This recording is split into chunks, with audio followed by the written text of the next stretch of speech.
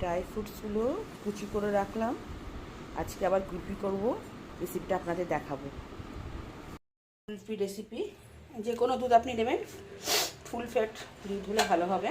আমি নিয়েছি 3 প্যাকেট। এটা এবার আমি এখন জাল দেবো।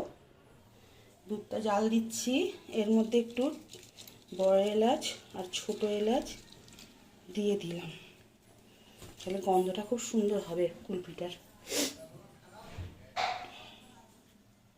এবার একটা বাটিতে হালকা নুনের ছিটা দিলাম, আর একটুখানি খোয়া ক্ষীর ছিল বাড়িতে, সেটা ডাস্ট করে দিয়ে দিয়েছি।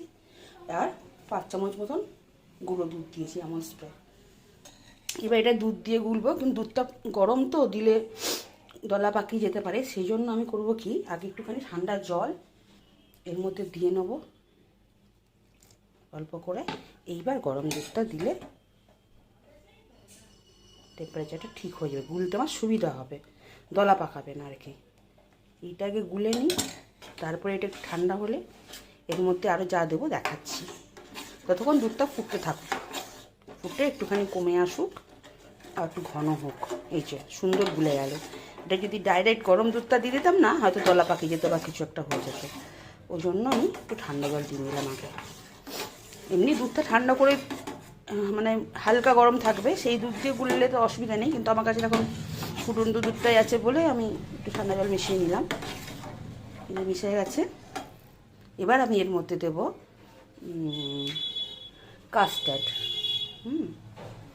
ভ্যানিলা কাস্টার্ড, কালার হবে আর সুন্দর গন্ধ আসবে। বেশি না, অল্প দেবো, 1 চামচ মতন দেবো। যে কাস্টার্ড দিয়ে দিয়েছি, দিয়ে গুলে নিয়েছি, কালারটা চেঞ্জ হয়ে গেছে। এবার এর মধ্যে আমি একটু বেশি করে দিতে হবে। এবার আমি এর মধ্যে দেব কর্নফ্লাওয়ার দেবো। হ্যাঁ, আপনি যে কোনো কোম্পানি দিতে পারেন, যা আছে আপনার কাছে। এটা একটু বেশি, দুধের মাপ অনুযায়ী একটু বেশি। এগুলো যেমন কি, ওটা যেমন 4 চামচ মতন গুঁড়ো দুধটা দিয়েছি, এটা যেমন 1.5 চামচ মতন দিয়েছি, এটা একটু 5-6 চামচ মতন দিতে হবে। দিয়ে এটাকে গুলতে হবে। এখন এই দুধটা ফুটছে, এবার আমি এর মধ্যে চিনি দেবো। যে যেরকম মিষ্টি খায় সে মানে সেরকম দিলেই হবে। আমি দিচ্ছি, মোটামুটি দেবো, খুব বেশি দেবো না, আবার কমও দেবো না। বেশি মিষ্টি হলে ভালো লাগবে না খুব একটা, আর হালকা হলেও যে ভালো লাগবে তাও না, মোটামুটি একটা দিলাম।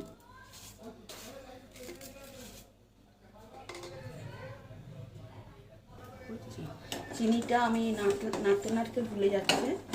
এইবার আমার কাজ হচ্ছে, এই যে ভ্যানিলা এসেন্স, এই ভ্যানিলাটা দিয়েছি, তারপরে কর্নফ্লাওয়ার যেটা দিয়েছি সেটা ভালো করে গুলে নিয়েছি, দুধের মধ্যে একটু জলও দিয়েছি, তাহলে গরম ছিল দুধটা।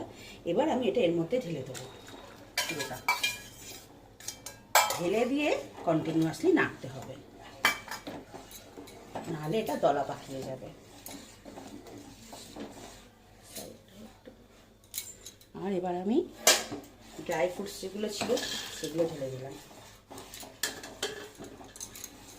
এই হয়ে গেল। এবার বলছি কি হবে, এটা খানিকক্ষণ ওটাতে থাকবো, আরও ঘন হয়ে আসবে যখন, তখন একটা পাত্রে ঢেলে নেবো, দিয়ে ঠান্ডা করব, করে ওটা ভালো করে ঢাকা দেবো। আমার যে পাত্রটা তার ঢাকনা নেই, সেই জন্য আমি ওটাতে ফয়েল দিয়ে মুড়িয়ে দেবো ভালো করে, দিয়ে ডিপ ফ্রিজে রেখে দেবো। কালকে এটা দুপুরে খাওয়া যাবে, ততক্ষণে কুলফি তৈরি হয়ে যাবে। বা যদি কুলফির বানানোর বক্স থাকে সেগুলোর মধ্যে দিলেও হবে, অসুবিধা নেই। কিন্তু আমি ওর মধ্যে করবো না, আমি একবারে ওই পাত্রের মধ্যেই দেবো।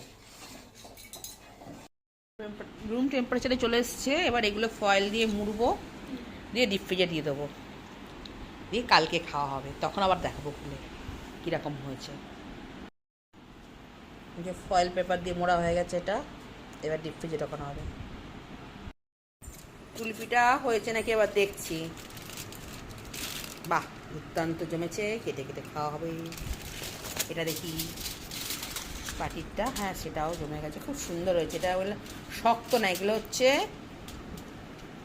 শক্ত হবে না, নরম নরম টাইপের থাকবে, কিন্তু জমাট, যেমন কুলফি হয় আর কি।